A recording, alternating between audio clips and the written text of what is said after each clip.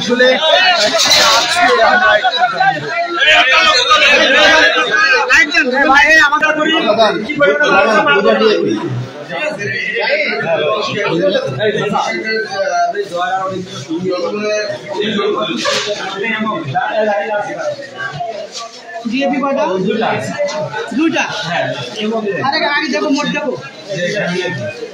Board থেকে যে সরকারি যে মালামাল দেয় সাধারণ জনগণের জন্য, এইটা এরা কি করতেছে, সেটা ওই মালামাল এইখান থেকে বিতরণ করতেছে। ঠিক আছে, এখানে সাধারণ জনগণ আছে, সবাই জানে, সবাই দেখছে, এবং এই ভিতরে এই সরকারি মালামাল বোর্ড থেকে যেগুলো দেওয়ার কথা সেইগুলা এর ভিতরে আছে।